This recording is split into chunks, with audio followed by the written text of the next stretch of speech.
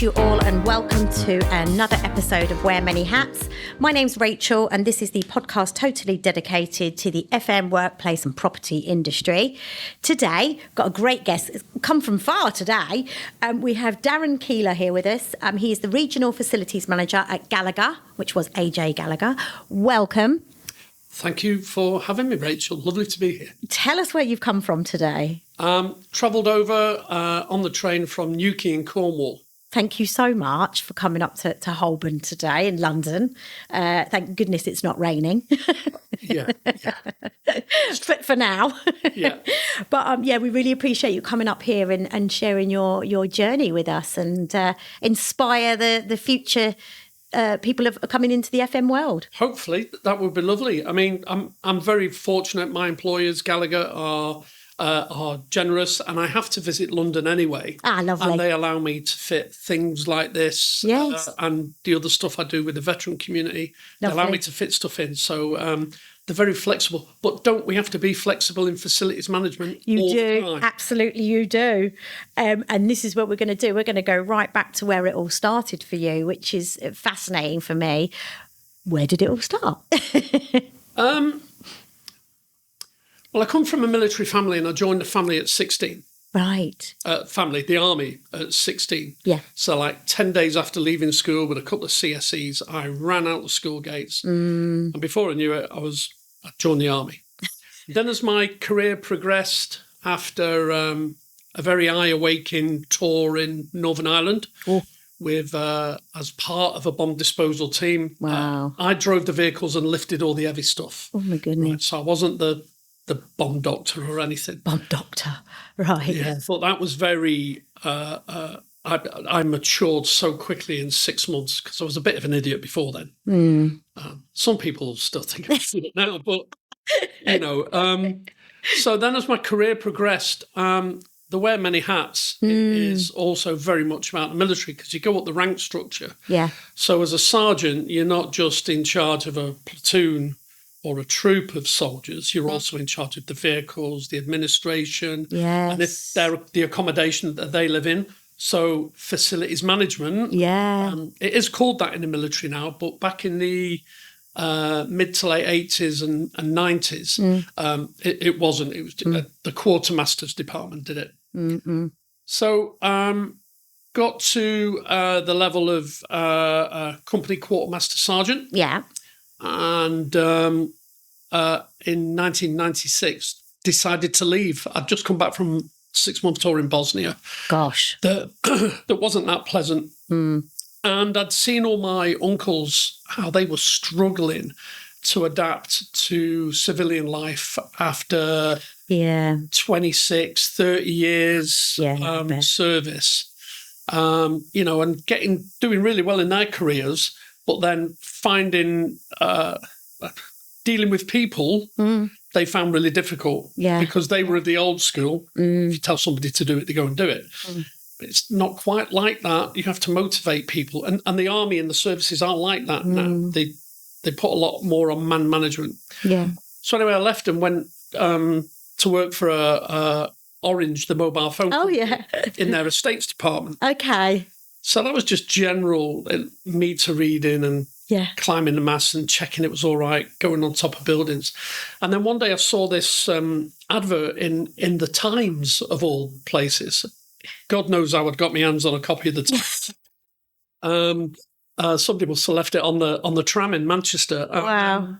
And the advert were along these lines. Do you look after accommodation? Can you manage cleaners and maintenance contracts? Yeah. And are you good with people? And that was it. You ticked the boxes. So I thought, who the blooming heck is this? Who would this be working for? Because you've always got to do your own work, find out about your So I phoned the number. It was a recruitment company. I sent my CV in. They phoned me back a couple of days later and said, right, you've got an interview. Yeah. And I said, can you tell me who the employer is? No, we've been told not to tell you. And I went, okay, where's the interview? Telecom's house, number 1 London Road, Manchester. And I just went, is that BT? And the lady went, yeah. I went, right. Giveaway. Okay. And literally the interview was one of the most surreal I've probably ever had. The telecoms house was going under a big refurbishment, and I got escorted up by the security guard and just told to wait here. Anyway, I got called in the office, and there were ceiling tiles missing. Oh, and as a former sergeant major, I've done that job. You tend to pick things up, and you can see dust from 50 paces and things. And I just sat down and I'm looking, what's this? And a wonderful guy by the name of Stephen Shalcroft, who is still in the industry as far as I'm aware. So if you're out there, Stephen, thank you. And a lady from HR. Yeah. And he said, hi, Darren, give us a quick chat about your background. So I told him about the quartermastering and the accommodation management I'd done at the barracks, in the military and in Bosnia and stuff like that. And he says, right, tell me 3 things that are wrong with this office. And I was just like, oh, this is gold. I said, and I just literally went, the blinds on that window are broken and skew with. There's a crack plug socket fascia over there. There's a ceiling tile missing there. The door handle's got a screw missing and it's sticking out and I nearly cut my finger on it. The windows need cleaning. The carpet's a mess. They need cleaning. And brilliant. Who is your cleaning? And he just sat there. And I am a very... my parents said I'm too overconfident, and I'm the northern word is gobby. Gobby, yeah. And a lot of people out there who know me will all be laughing and nodding their heads because that's how I am. Direct. Yeah. So interview finished. The HR lady asked me a couple of questions, and then a good interview. Didn't last that long actually, and then I left and walked back to Piccadilly Gardens, jumped on the tram back to, I was staying in Altrincham, which is my hometown. Yeah. And literally my flip top orange mobile, there was a brick. Yeah. Rang. And it was Stephen. And he literally offered me the job on the way back. Oh, I love that. Oh, they were the good old days. Yeah. And obviously, I had to send in forms, proof of identity, right to work. This was 1997. Yeah. So, not long after the bomb in Arndale Square, in fact, that went off my first weekend as a civilian, which was really spooky. Yeah.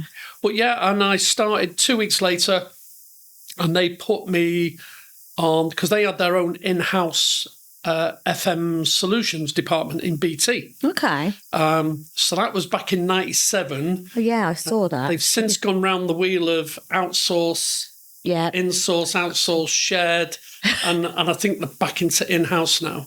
Yeah. Everybody tries to reinvent the wheel. Of course they do. And we all have an opinion on that. Yeah. My opinion is in-house is best. Yeah. Because, you just get a dedication, don't you? Yeah, of course. And commitment. So, they put me on the old Biffham courses, part 1 and part 2. Yeah. Which turned into a bit of a social adventure going down to Tadley near Basingstoke. Yeah. And it was all the same crowd from different parts of BT in the UK who all attended.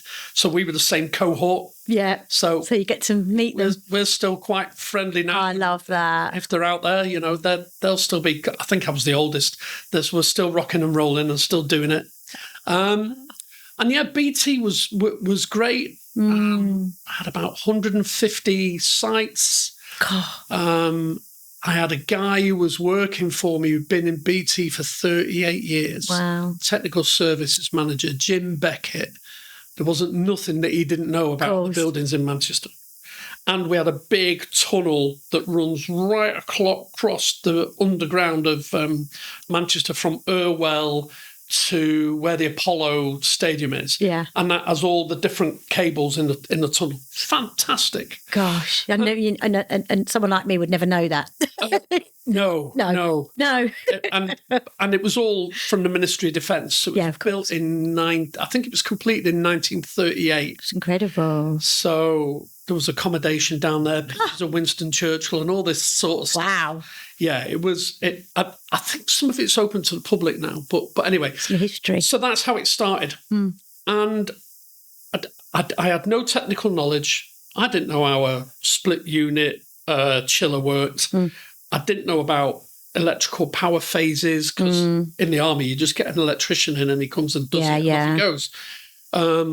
heating, boilers, and I learned quite a lot from Jim and the team, because they were all hands-on BT property engineers, facilities management engineers. So that was great. And then they went on the outsource journey and formed Monterey with Tarmac, and they offered voluntary redundancy. Now, I'd only been there 3 and a bit years. Put my hand up, got the money, and then I literally went contracting. So I'd do 6 months. It's quite good when you're learning. Because I think some people, it looks like you're bouncing around, and in actual fact, you're getting some experience within your sector, particularly, because you're learning different areas, different buildings, different sites. And I actually did it on purpose. Yeah. That's what I mean. It's a great way. I met my wife. My wife was Stephen Shalcroft's PA. So the lovely Jackie, who we've been together 26 years. Oh, how lovely! Married, and that woman has followed me around as more later. Yeah, and so supportive, and gives me a good kick in the shins when I'm misbehaving, which best kind of wife. So I ended up doing stuff in call centres, like a 6-month project. Yeah.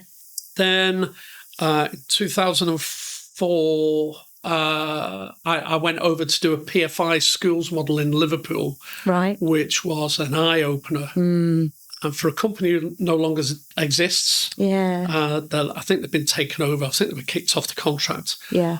That was difficult on the levels that it was obviously not the best schools in Liverpool Education Authority. It was some of the more deprived areas. I'm not going to mention them and embarrass anybody, but that opened my eyes to what was actually going on in the world. Yeah. And every head teacher, there were 14 primary schools and 4 secondary schools. And every head teacher, their main number one priority was that we gave the kids a hot meal at lunchtime. And many of the head teachers said, look, this may be the only hot meal that they get. Yeah, still very much like that, isn't it now?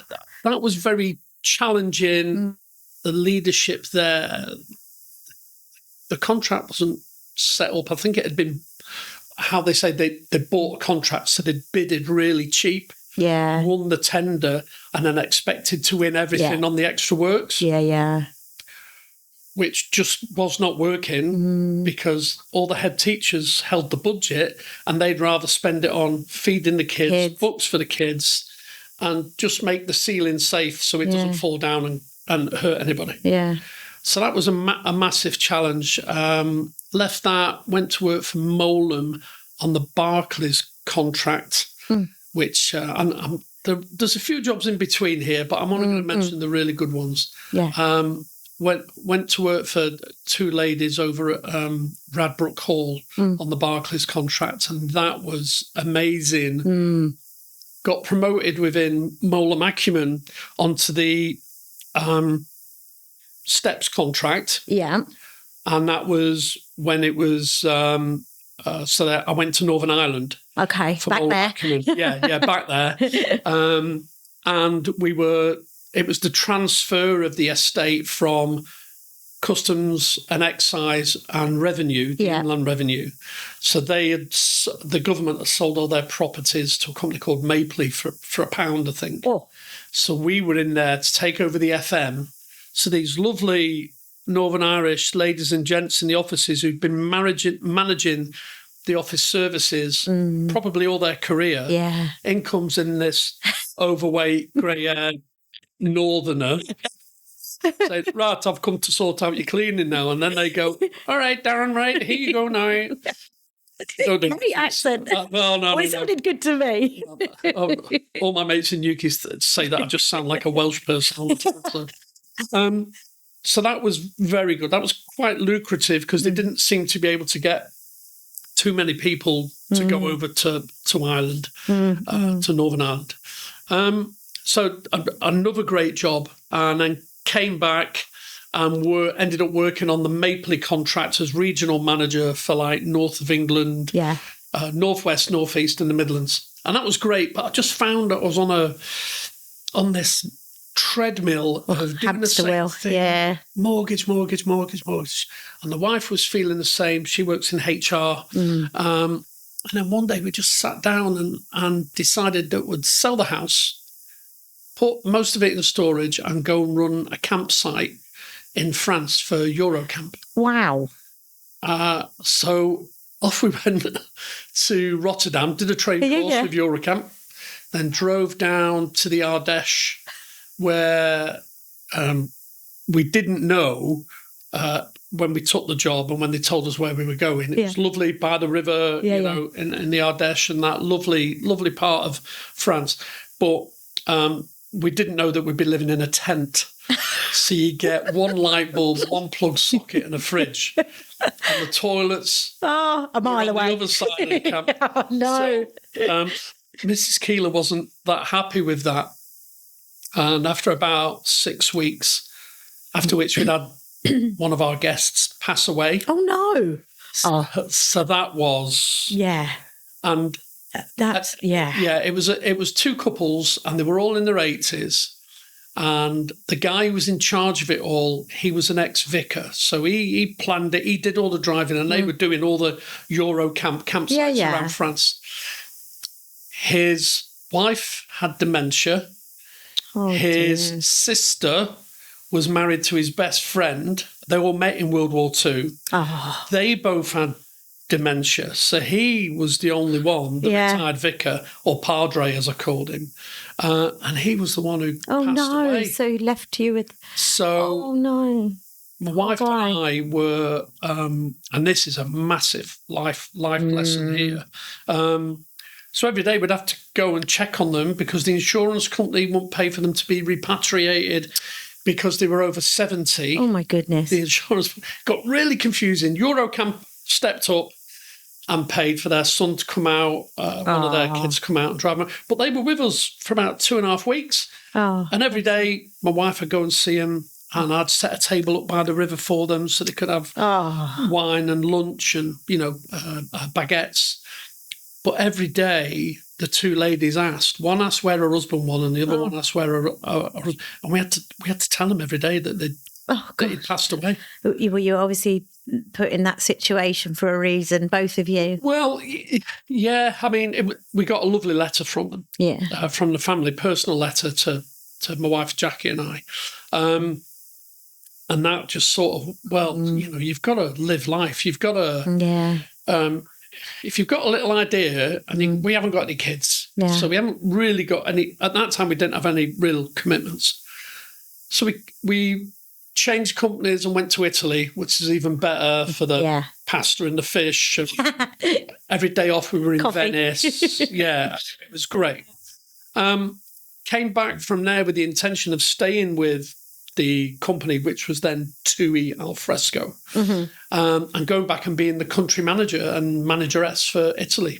But I ended up getting a job with the BBC Facilities Management Department. Wow.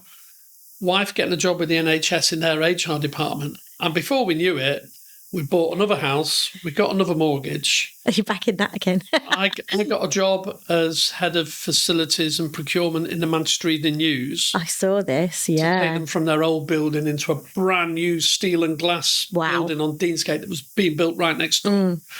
And it was great job. Lovely people. We loved living back on the outskirts of Manchester, a lovely little village called Stockton Heath. Yeah. Connecting again with the family. Yeah. Sister lived down the road. Jackie's family in Sheffield. Really nice. But we still had this itch to go somewhere. And I just got a phone call because these wonderful FM recruitment people. Yeah.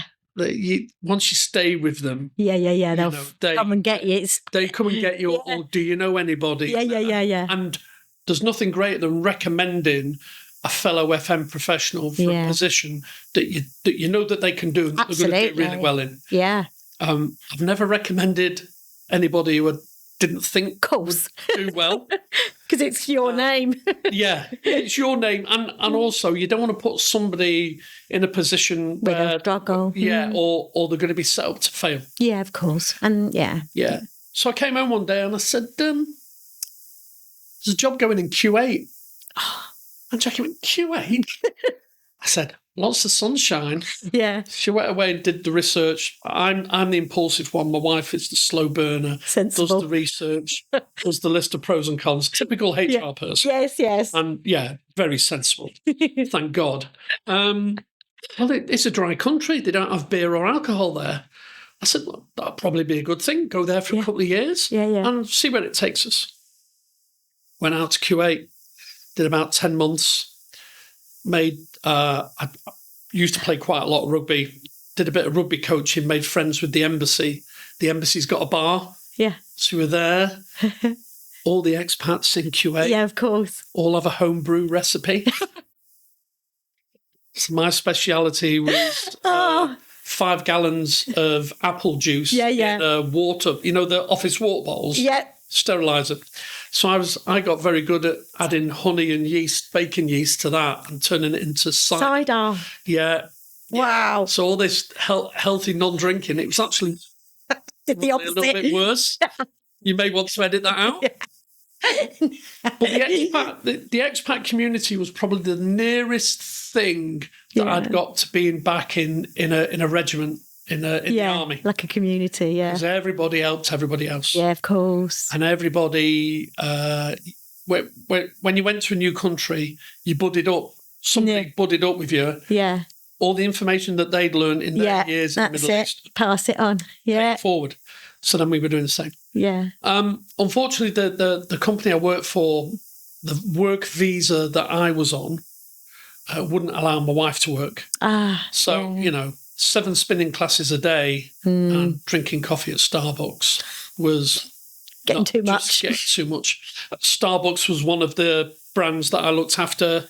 So it was all retail, H&M, Marks and Spencer's, Mother Care, all the sort of brands. Debenhams was right. So brands.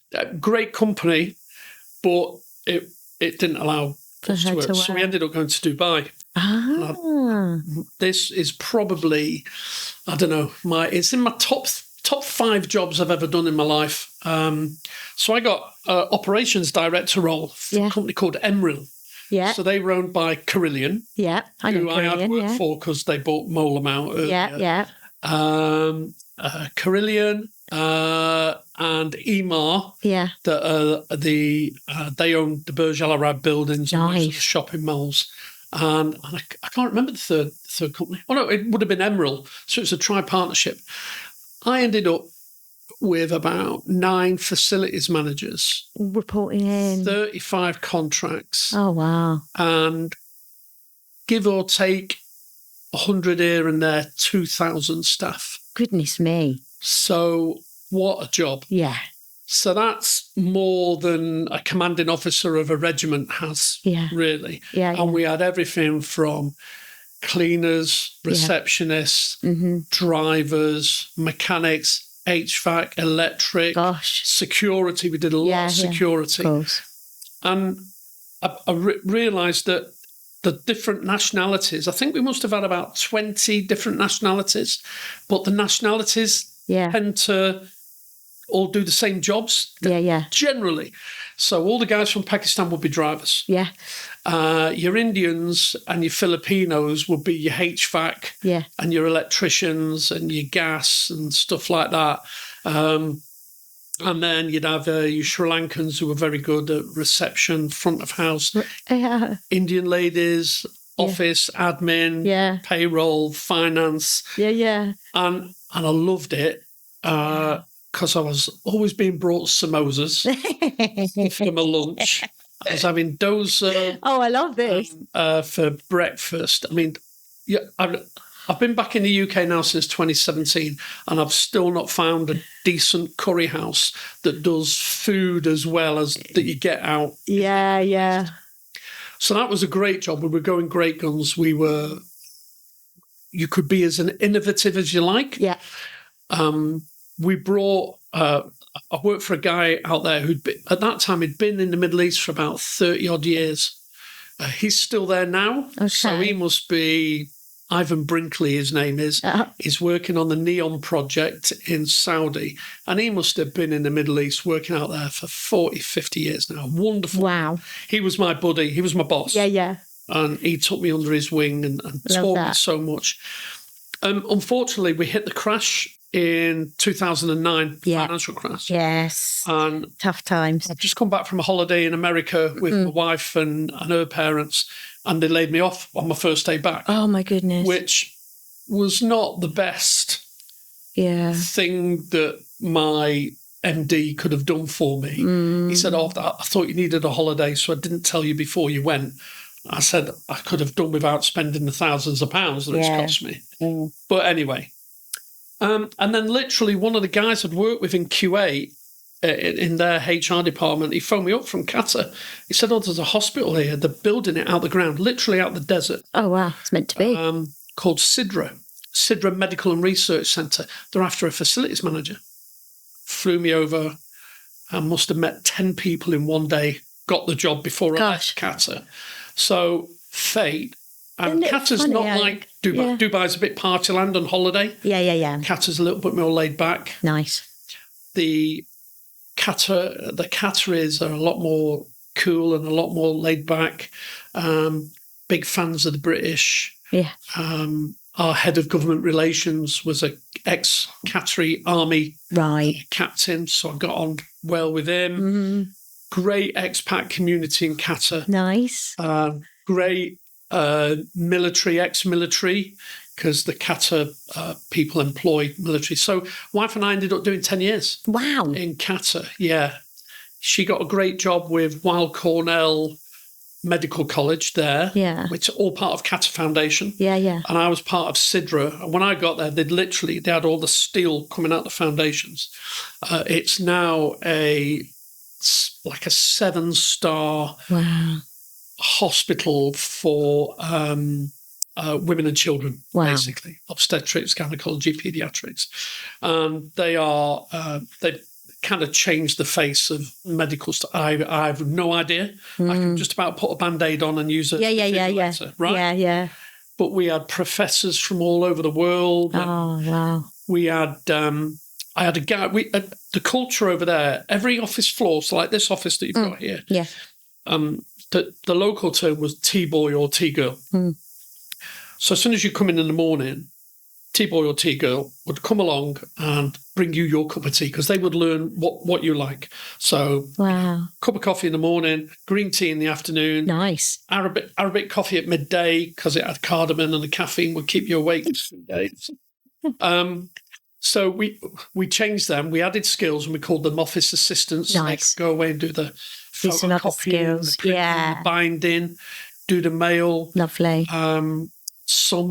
Some of my Qatari colleagues used to send Sassy, who was on my floor, go away with his ATM card, and he'd come back with a couple of thousand rials out the ATM. Very trusting, very trusting culture. The crime rate was 0.04%. It was amazing. So safe. Yeah. I know there's a lot going on out in the Middle East now, and that's terrible. But it's still very safe. Yeah. To all my friends and family who are still out there, stay safe, everybody. But the military are doing amazing. Yeah, they are doing amazing. So I had a couple of guys. Like one guy, he was my T-boy, and I found out he could speak 4 languages. Yeah, it's incredible, read and write, isn't it? So, you're being promoted. Love that. You're working on reception. Yeah. He was fantastic. And then as we moved, we put him on a training course. Oh. And he was then manager of goods in. Yes. In the hospital. Wow. So he got promoted. Once he achieved a certain salary level, he could then get a different visa, and he brought his family out. So his kids are getting a better education. Oh, I love that. So we had a lot of that. Yeah. Where you could pick the talent and develop them. Yeah. Yeah, within their own communities, they may find it a bit difficult, especially the Indians with the caste system. But we recognised talent. We were bringing a lot of health and safety. We formed a health and safety committee with our Qatari leaders in Qatar Foundation. Yeah. we wrote, and there's people out there now that we all, a group of us sat down and wrote an accommodation standard, so that when these boys and girls were, they weren't living 20 to a little 3-bedroom house. Yeah. They were living in decent accommodation, toilets per 20, showers per 20, laundry facilities, TV rooms, free internet. Nice. So that they contact the families. So we did a lot of good, and despite what you read in the press, especially when the World Cup was on in Qatar, it's over exaggerated. There's always going to be one bad story, of course. But that was one of my greatest achievements. Is making a difference to quite a few people's lives. Yeah, that's one of your proud moments. It is. Yeah. It's in the top 5. Yeah, not bad. So after Qatar, what did you do? Did you come back here again, or? Yeah, well, this. I have family who live in Newquay in Cornwall. My mum lives there. My cousins, and that's where you are now, isn't it? Yeah. So literally visiting my mum on my last trip. Wife and I were sat in a beach bar, a Fistral beach bar overlooking the beach, having a drink of cider, because I normally have to have a beer before I go and see my mum, right? Because she's a bit full on. If she ever listens to this, she'll kill me. So I said, Jackie, I said, you've followed me all over the world with my stupid ideas, campsites, this job, that job, this job, that job. Where do you want to live? And inside I'm going, she's going to say Sheffield to be near a family. And she just said, no, I want to live by the sea. I want to live here. And we both just made it happen. So I ended up with a job. I worked for a charity. Then I worked for the FM part of the council. And I was the facilities manager at the airport. So I'm ticking all these off the box. Yeah, you boxes are. Now. I've done medical. Yeah, you've been. I've done military. I've done inland revenue, customs and excise, other government buildings, call centres, telecoms, and I've now done an airport. So my big head is it's getting big. And then I was there about 4.5 years, and then about 3.5 years ago, I got a phone call. Somebody had mentioned my name to Gallagher. Yeah. So I came over from, met them in the city at Walbrook, and that sort of like interviewed me for a job. And I said, where would I be based? Because I knew that the nearest office was Exeter at the time. Gallagher's nearest office was Exeter. That's like 70 miles away. And my employer, our leader, Tom Gunn, wonderful bloke. Great name. Yeah. Even though we supports Bath Rugby, and I'm a Sale Sharks fan, but his team are winning at the moment. So they allowed me to sort of like work from home, but do quite a bit of travelling. And we've taken the job on now. We're bringing Gallagher's estates and facilities team up to date. Yeah, it's hard because of the way the business is run. And each business unit has its own budget, so there's not one bigger pot of money for FM. So it's a lot of people work. Yes, and now, so rather than now the Southwest, I look after Southwest, Midlands, Northwest, Northeast, Scotland. I have a building in Northern Ireland, and I'm helping. I'm transferring ownership of the. We've got offices in Ireland. Yeah, and Dublin, and all over. You've been with Gallagher 3 years and 5 months. It says on your LinkedIn. Yeah. So yeah, you're quite settled then, are you? They are. They're great. Yeah. Their volunteering program is very generous. The giving back. You can do. What is it? It's 70 hours of volunteering work in your own time. And for every hour that you do, Gallagher will pay 10 quid into your charity of choice. See, what a good idea. So I'm one of the founding directors with a few other guys of Newquay Veterans. Love this. Community Interest Company. And we got some funding from the council, and we bought 2 acres of land. Oh, it sounds fabulous. And redone the barn that's not an accommodation barn. It's just like a stores. Yeah, it's like an old quartermaster stores actually. And So Gallagher, that's where I do all my volunteering. Yeah. They've been down and made a film. People will find it on my LinkedIn. Little movie of me sat with skinny shorts on and fat belly hanging out, talking, miming to people. But no, they're very, very kind and very generous, and they do a lot in for many different good causes. And they're an insurance risk management and people business. Yeah. And they look after their staff. That's so American good. owned. Yeah, American owned. Gallagher family. Yeah. And I can apply for free rugby tickets as well. Oh, wow. Don't always get them, But but that's great yeah. for you. So for me, big smile on my face. And I think when you're treated like that, Yeah. when the phone rings in the middle of the night, Yeah, you feel to pick it up. you Yeah. don't fail to pick up. You Absolutely. get out of bed, and You do. if it means you're jumping in your car and driving or staying up all night, making the phone. I think you're prepared to go that extra mile. Yeah. That's so Definitely. important. I love that. I think it is. Yeah. Yeah. I mean, we covered a few questions there, which is good. But so what does a day in your world actually look like at the moment with Gallagher? What are you up to at the moment? Well, we are. We've just done a tender for the maintenance contract for Ireland. Okay. And that's. Am I allowed to mention who You can do that if you're allowed. So yeah. So CBRE were mobilising. I know them.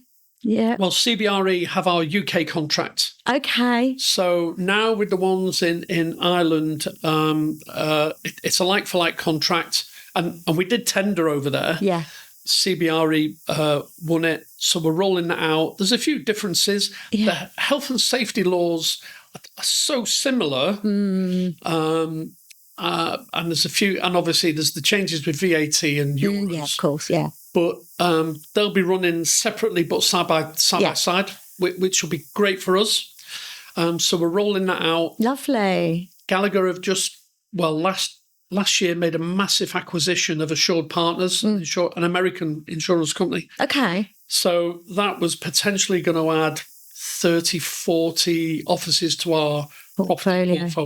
Yeah. So whilst I'm not involved in choosing and picking the offices and doing that strategy, we are going round to meet our new Gallagher colleagues, and they'll soon be branded and part of the Gallagher family. I love that because you're growing, and it is. It's it's good, and Gallagher are always buying, acquiring, and mergering. Yeah, northern phrase. Brilliant. So.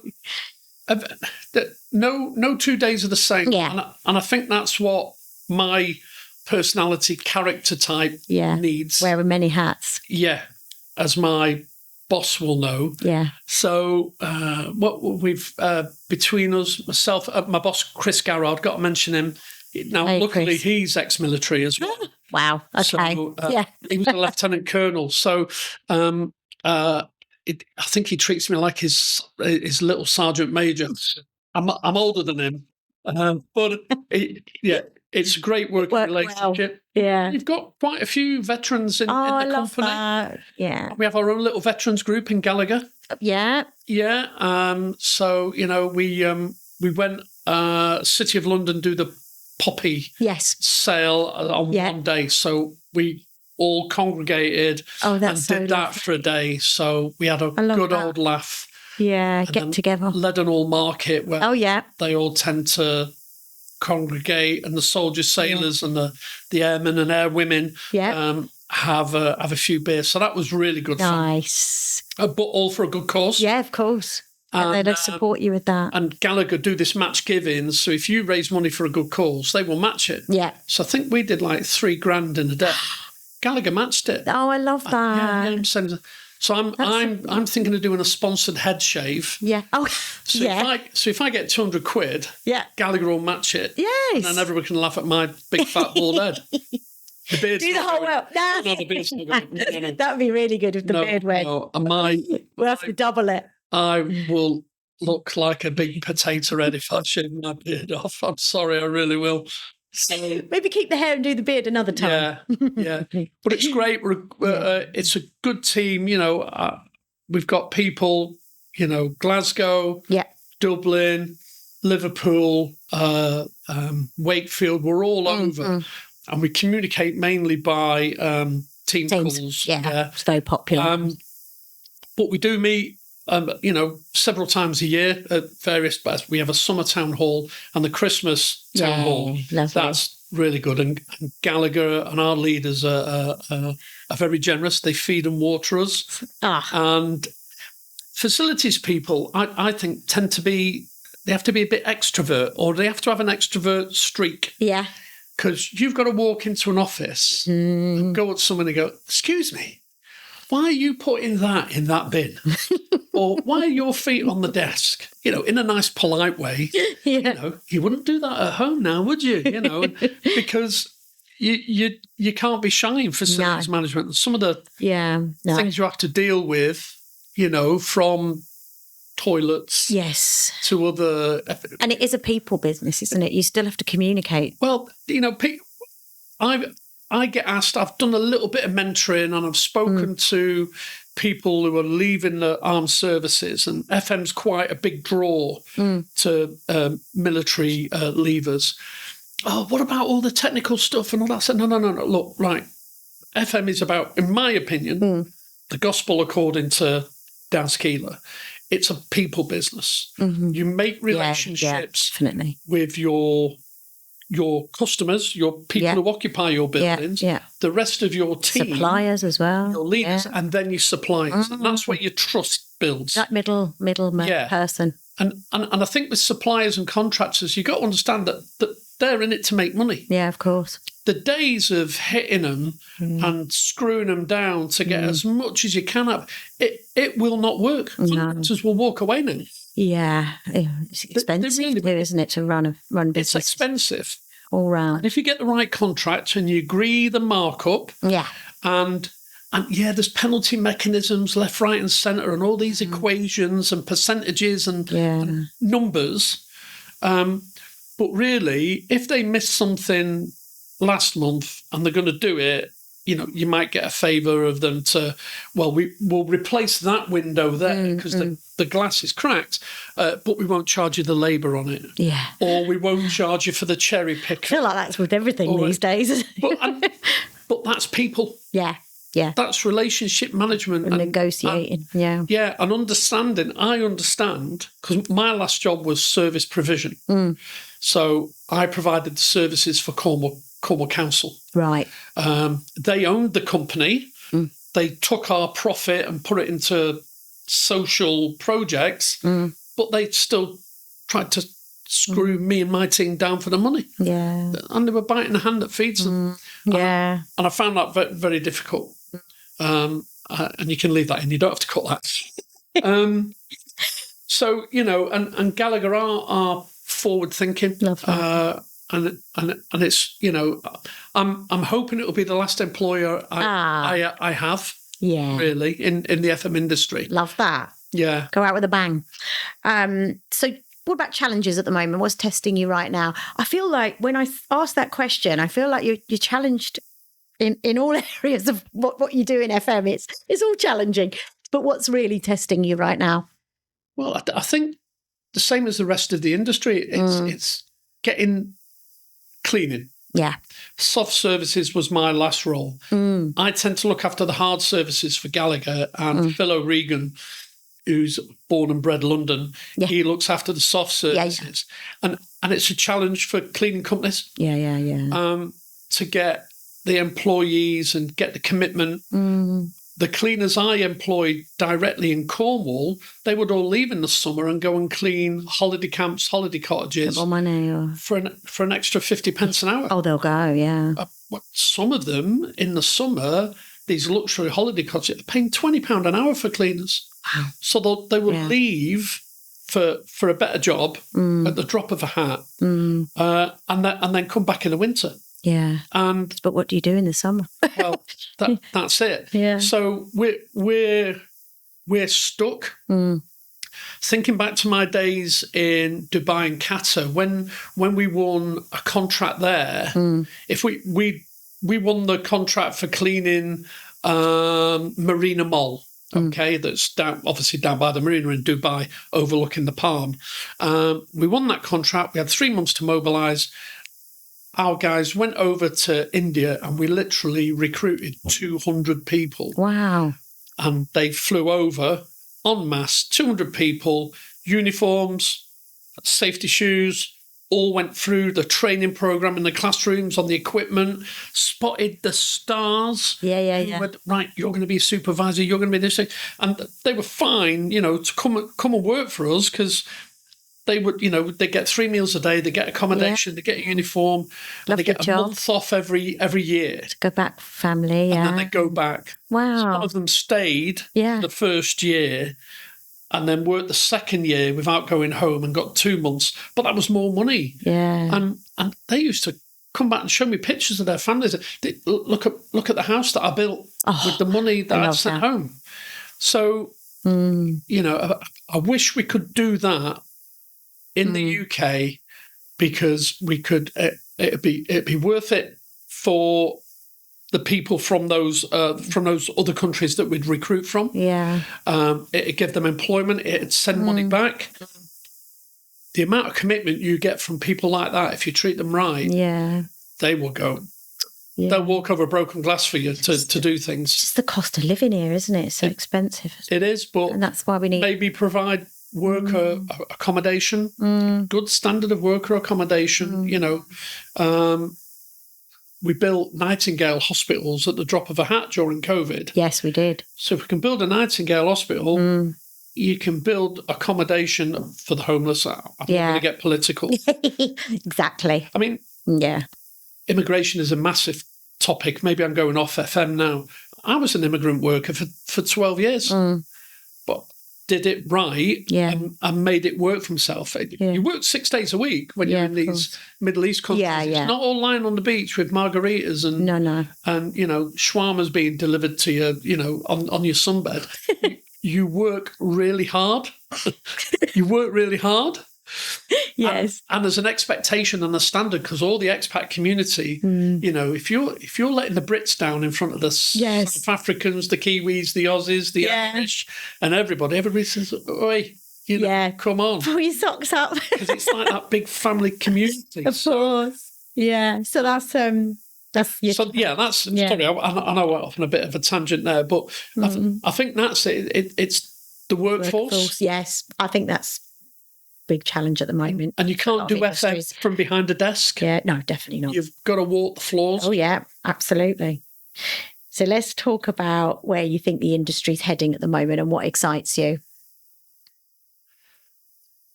I love AI, and I know you'll probably ask me about AI. We've got a great company package with AI, so you can load up a work folder. Yeah. With I could put HVAC documents in there from the government guidance and everything. Brilliant, and then my AI will look at that first before going outside. Yeah. So I'll say, write me an HVAC policy or a policy for office temperatures. And it just generates. It's incredible. It just takes time, doesn't it? It does. So we can concentrate on other areas. You can concentrate on your people. Yeah. Yes. Yeah. The admin doesn't need as much time as it used to take. I love AI.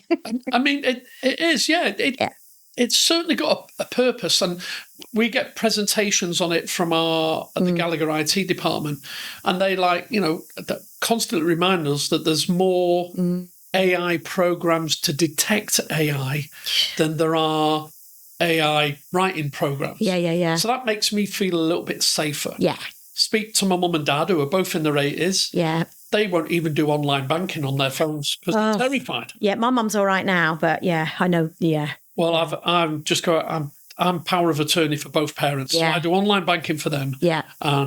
And my wife and I do our own and our closing all the branches down. That's what upsets my mum, is that they've closed Barclays that's been there everywhere along and in the local high street, and then we've only got one bank now. And she's getting there now. She's got a Monzo now. Yeah. Well, Just for the day-to-day stuff. When we just came back from Qatar, we'd been out of the country for 12 years. Oh, yeah. You bet you bought a house, did all that. Wanted to buy a little Fiat 500 car, second-hand, for my wife. $4,000. Yeah. Went to do the cash transfer. No, had to travel from Newquay to Truro. Oh, no. That's half an hour with my passport to prove my identity. Yeah. Money laundering. Yeah. Yeah, money laundering. And I'm going, but I don't... So, but now, luckily, they've closed loads of branches, but now they've got these post office hubs. Yeah. So on a Monday it's Barclays, Tuesday it's Lloyds, Wednesday. Yeah. And that's great. That is, yeah. And we're moving forwards with it, aren't we? Yeah. So what about ESG? That's a buzzword. Well, I say it's a buzzword, but it's actually one of the words now, isn't it? What does it really mean to you in your work at Gallagher? Okay.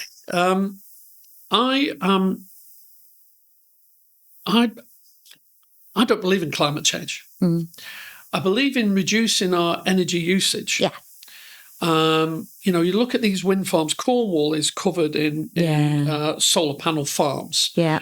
But you look at over East Anglia, Norfolk way, the wind farms that they've got there. The wind blows too fast. Yeah. They have to turn them off because it's not safe. Yeah. So the wind farm company gets compensation from the government. The government then goes to the coal-fired electrical generating plants and says, you've got to do more. So we're paying more for the compensation and we're paying more because we all pay taxes. Yeah. And the coal-fired companies are having to generate more. So we're paying for the same electricity twice because we're paying compensation. Oh. I really believe we've gone in it too quickly. I do think it's a good idea that all new houses have solar panels. Yeah. I'm yet to be convinced about air source heat pumps. I don't think we're quite lucky in this country. It rains a lot. Yeah. But having spent 12 years in countries where they have desalination plants, so they take water from the sea.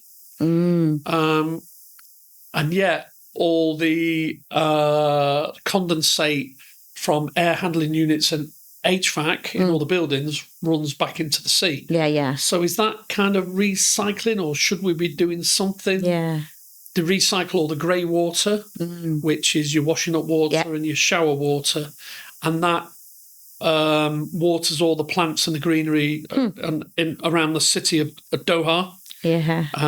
Don't let your kids go and play in the fountains. So I'm very sceptical. I don't have a lot to do with ESG at Gallagher, to be honest. I'm all for reducing our energy costs because it's so expensive. Yeah. You do a lot for the community, which is the S part, the social side of it. Yeah. It sounds like Gallagher do that generally across the board. Good. The ESG team. And you got a team, Yeah, and they are ever so good and generous and absolutely want more people in Gallagher to sign up to get more money, to get it donated. Love that. I mean, £700,000 last year, I think it was. So good. And that's so good. Yeah. So you lot are really at the forefront of it then. I would like to think so. I mean, my veterans community interest company that I'm part of, we won a donation of £5,000 to enhance our paths so that wheelchair users and people with disabilities can go from the car park to walk down and out onto the land and the greenery and the wildlife. Yeah. They were very, very generous with that, and and we've actually we're doing quite well because we're self-funding. We're not involved in any of the big charities. No. But, now we've been going just over a year and maybe now we've got a presence big enough to start attracting the bigger charities. Lovely. To look at going the next stage. Yeah. Family campaign. Yeah. We're got a lot of land there, haven't you? Yeah. And watch this space. You'll have to tag it in there. Yeah. Camp Menahill. Camp with a K, Menal Hill. I'll tag it on the... Definitely, on the LinkedIn. It's all about the clicks, isn't it? It is. Clicks and likes, and the follows, So looking back, what moment or project are you still very proud of today? I mean, you've had a few, haven't you? So I've been very, very lucky. I've had some cracking jobs. I've had some horrible jobs. yeah, tell us the good ones. Okay, I'll tell you the good ones. So Gallagher, really proud of that. Yeah. Everybody there was receptive to my big mouth with suggestions. Not everything gets picked up, but that's right. Because not everything's right for every company. My time in Qatar, seeing people, who have arrived in the country with a pair of flip-flops and a shopping bag with that's their possessions for their job, and then seeing them develop that warehouse manager, how well he's doing now and things like that. Do you still stay in touch with those people? Do you know, he phones me every day on Christmas Day. Oh. And gives me his blessings from God and from his family. Yeah. His kids are now being educated at university. And I didn't do it for that. No, of course not. You don't do these things. No, it's just you do lovely. it because it's the right thing to. And me spotting his talent. He'll now do it with others. Yeah, but made my life easier. When he was on reception, I knew everything that was going on in that building. Yeah. And some cheeky things that I'll tell you about after we turn the microphones off. Rosewood, But, that and getting the standard of health and safety and labour law, as they call it in Qatar, being part of that team. Yeah. Working with the Qatari nationals. Yeah. In Dubai and Kuwait, you were very separate from the local community. Yeah, yeah. But in Qatar, you're more involved. Love that. Yeah, yeah, really good. And I've been to Qatari weddings. Oh. So my wife went to the women's wedding, which was on one side of the town, and the man's wedding marriage ceremony was on the other side of the town. And then they kind of meet that's so lovely. In their culture. Yeah, great. Yeah. And learning about different cultures. Yes, I love that. That company I worked for, I used to do the health and safety inductions, and we had employees from over 53 different countries. Yeah. So you think you're trying to get an health and safety message across. So you've got Americans, you've got Canadians, you've got all the Brits, you've got all the Westerners, but then you're trying to explain to somebody who's in from Nepal and he's going to drive a truck with refrigerated goods in it for you. You got to try and talk to him, road safety. Yeah. Talking to him about heat stroke in the summer. Yeah. The Indian guys, they're out all hours. Though they do have laws there now where they don't work during midday. Yeah. And then, the Eids, the Ramadans, the Diwali, and makes you very diverse, doesn't it? You can really. It does, yeah. I love that. My sister, my brother-in-law and my sister wanted to come out, so I helped my brother-in-law get a job. And they came out with their two kids, 6 and 8, Libby and Jamie. So they landed in Qatar at 6 and 8 years old. So they went through wonderful education system with Sherborne School. Wow. Who obviously have schools out there. And they left 10 years later. So 16 and 18. Oh. Both now at university at Exeter. Wow. And what a lovely experience. Yeah. We sit and we'll have a laugh, because there's a swimming pool and there's this, but the different cultures and the food is fantastic, and and being able to travel there, it was cheaper to go east on a vacation than it was to come home, go west. So and I suppose helping them find their little piece of Middle Eastern life for their 10 years was also great. I love all that. You're very people focused, aren't you? Even in your career, you can hear it. So what's something you wish you knew when you were starting out? When I got into civic BT, going back to 97, they put me on all these training courses, and they said, look, why don't you do a university degree in facilities management? It was just starting out. Wow. And I went, I don't need that. I've been to the University of Life. Oh, yeah. And it was that big BS line. And yes, it is true. Yeah. So in in Qatar, they said, look, we got to lay you off because we're going from a project to an operational hospital. So your visa, you can't be a manager in an operational company because of the visa laws. Mm. So you're going to have to leave. And I was like, well, what choices have we got? You could always do a degree. And I went, right. So I went off, found out, paid for the degree myself, did it with Leeds Beckett. Yeah, I saw that on your... Big up to the Leeds Beckett. Well done. Yeah, and I was, how old was I then? I think it was 50, 51. Oh, wow. So not... Yeah. You're a mature student. Yeah, I was the oldest, looking a lot like Father Christmas to all the other students. And, did that. And... yes, the course syllabus, I've been in FM, 20 years on the civilians, the Civvy Street FM, 20 years. So I found it quite easy because when you write a paper, they ask you a question and I've probably dealt with most of the stuff. So it's probably quite good for you. So it was, the thing was getting it all down from this mouth and this mad brain onto paper in the format they wanted. That's interesting. But I'd wish I did it. I passed. You're well done. Delighted. Yeah. An achievement. Money absolutely well spent. But at the end of it, that extra bit of confidence. Yeah. That it's it's like when you pass your NEBOSH course. You've done IOSH. But you do a NEBOSH. It's quite hard. You've just done a little bit extra. Yeah. NEBOSH, a general certificate, and I've done the fire and risk management one, which gave me even that more confidence. It does. So qualifications do count. And you wish you knew that when you were starting out. Yeah. Do you know, I'd have probably really struggled though. Yeah, then. Yeah. In 97. So it was all, sounds like your life's been all sort of planned out as it should be. Somebody up there helping me. Yeah. So, whoever it is. Because you're giving back, that's why. Well, yeah. What goes around turns around. A big believer of karma. Oh, yeah, definitely. Yeah. So if someone came to you tomorrow saying, I want to do what you do, what would you say to them? Do you like people? Oh, I love that.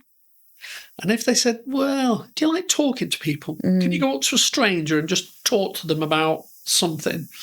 Do you like to keep people safe? Because that's what we do. Mm-hmm. We provide a safe, clean working environment for people to work in. And to be honest, your working environment is probably where you're going to meet your partner. Yeah. I met all my wives at work. You've only got one. Yeah. So, but yeah, I think that's it. Because the technical stuff you can go to. But it's the people, yeah. I did a little session on fire sprinklers when I joined Gallagher. Because not many people. And the YouTube, you choose the right video. Yeah. You can learn stuff from there. So good. Such a good resource. Yeah, definitely. But I think the first thing is that, do you like people? And then the second question, I like people, Daz. So do you think FM's for me? Yeah. Are you any good at Excel? Because everything seems to be based on Excel and everybody in FM loves an Excel spreadsheet. My brain still spins when the guys from CBRE, we'll download that and we'll do a pivot. And I just go, that sounds great. No idea what that means. I'm sure you're going to find out. So Chris and Rachel, who are looking after us from CBRE at the moment, pivot tables, honestly. But it's important. You've got to enjoy working with people. I'm phoning them up, when there's a building on fire or there's been an intruder or a theft or something like that. And having an open mind. Yeah. Because there's... and be able to juggle many tasks. Oh, well, wearing the hats, the spinning the plates. That's it. Love that. Yeah. And not being afraid to go, excuse me, boss. Yes. Ask questions. That hat's been trodden on, that plate has stopped spinning and it's fallen off. Broken. So, or it's going to fall off. That's better, isn't it? Yeah. Say, look, proactive. If you want me to do all this, if you want me to do all this, something's got to fall off the back of the truck. So I think that comes with a bit of age and confidence. Definitely. I can speak for that. And what I love I don't have daily chats with anybody who works for me in my team. Nobody works for me in my team. With you. We're all part of the same team. Work with you. They work for Gallagher. Yeah. Excuse me. And cut that out. There's an edit. And it's empowering them to and trusting them. So when I joined Gallagher 3.5 years ago, it was heavy reporting rather than doing. Yeah. So I said, right, all you lot, nobody travels on a Friday. Right. It's the worst day of the week to travel. Yeah, it is. You do all your admin. Correct. That's been backing up. Yeah. Right? And then you do all your admin for next week. I love coming into the office on a Friday because it's so quiet. It's so quiet. It is. I get a lot done. Yeah. And if you've got... Because nobody, the FM isn't 9 to 5. No. It's 7 till 6. Yeah. Or it's 9 or till 7. Yeah. Or you've got to be in because there's no one else or the to weekend. supervise a contract. We work very mutual, geographic. Nice. And swap cross borders. Yeah. That's good. And you just trust people to do it. And I think the results show that. And 99% of the time we're ahead of the game. Yeah. It's only when something falls over. Of course. Or one of your customers does something stupid. Just common, probably. No comment. All right, let's switch off of your work. And what do you like to do outside your day job, you and Jackie? I guess you still into the rugby and... Yeah, love watching the rugby. Cobble's great for that. Dog walking. Oh, look, Schnauzer. You've got to That's a Schnauzer. good. For the that you can't see. Obviously, Daz has just showed me a tattoo of a very good tattoo of a Schnauzer. Yeah, wife bought me that for Christmas. Beautiful, that is. A tattooist in Newquay called Luke Rodden. Another tag. Yeah, he's a veteran as well. Oh wow, yeah, so he's very good. 5 hours talking. I would travel to him to get that. Oh, he's very good. Oh, he's very good. Yeah. So walking the dog. That's a full-time thing. Of course. But obviously, me with my veterans, Camp Menor and stuff like that, that's down lovely. there with the guys. Every Friday, 5 o'clock or 5:05 if my boss is listening, you will find me in Wetherspoons in Newquay with other veterans and people in the community. A couple of quiet beers. Yeah. But now that we have the same table every week, so like the Lions Club come over and have a chat, Newquay and Bloom have a chat. Could you have somebody come and put the marquee up? So I'll go and put a marquee up. There's Newquay Surf Veterans. They do their thing. We signpost people to them. Yeah. And the community is actually quite good in Cornwall. You get haters online. Yeah, of course. But you're always going to get them. Yeah. Because they're sad and they haven't got anything else to do. Trolls. Yeah. And we get involved in local fetes, local events. But the veterans community in Cornwall, it's the second highest veteran population density in the UK. Never knew that. We're about 6.8% of the community is either a veteran or related to a veteran. Wow. So, it what a lovely place to be, though. It is. And some of the events, we're going to do a big cookout and camp out on Armed Forces Day in June. This is so lovely. Big buy, and we're going to cook loads of meat and veggie burgers will be somewhere else, but and all that, and salad, and then invite people to come and camp out and stuff like that. Yeah. No, that's lovely. Do you know the kids love it? Because, of course. Yeah, they've got the beach. But you said, right, here you go. There's a tin of beans and hot dog sausages and marshmallows. Make them. You've got to cook them on that fire. Or you're not eating. On the super, but the marshmallows are later, and I'm having at least 3 of them. And the parents come down and the wildlife and stuff. Greenery is very good for you. I think so. Yeah, it's very grounding. Yeah. Last one then. What's the best bit of advice you've ever been given? Bet you've been given a few, but what's the ones coming to mind? Okay, the first one from my dad. Oh, yeah. The night before I joined the army at 16, we lived in a cul-de-sac, and at the end of the cul-de-sac there was a set of steps going up. Yeah. And the train ran across the back of the house. So go up the steps, cross the road into the train station, and that was me gone. best bit of advice, he said, because he was a truck driver, but he still is, my dad. And he says, when you leave in the morning to get on your train, he said, when you walk out the house, your mum and your sister will be stood at the back door watching you. Oh. Don't run up the steps. Walk, take your time, turn around, wave at them, give them a bit of respect, and then you can go. And that was, because I was just keen. I was just, join the army. And that was nice. That was a bit of, a bit grounding that it wasn't just me joining the army. Yeah, of course. I was leaving your family, my mum, my sister, and my dad. So that was a good bit of advice. And then really, the other bit of advice was that time when, I was going to either get laid off or could go and do the university degree to keep my job. I mean, that was a great bit of advice. It's not that difficult. You won't find out that difficult, Darren. You'll be all right. Yeah. And it'll cost you money, but you'll get it paid back. So, and funny enough, as soon as I got my degree, I got a pay rise. Wow. So, and tax-free, thank you very much. Yes. Qatari government and the Emir and all them. Yeah. But they got their pound of flesh. Of course. We worked hard. But, so I think like the education, respect your family, respect people. So that was the first bit, really, the message behind that. And then, there is a time when you've got to knuckle down. Even in your 50s, you don't know everything. I don't know everything now. No. All my mates and my FM colleagues listening to this will go, oh, he thinks he knows. but that's the gobby northerner, can't keep his mouth shut sort of bloke that I am. And my wife will be rolling her eyes now when she's listening to this. No, it's been fantastic. Good. Thank you so much. I've enjoyed it. Thank you.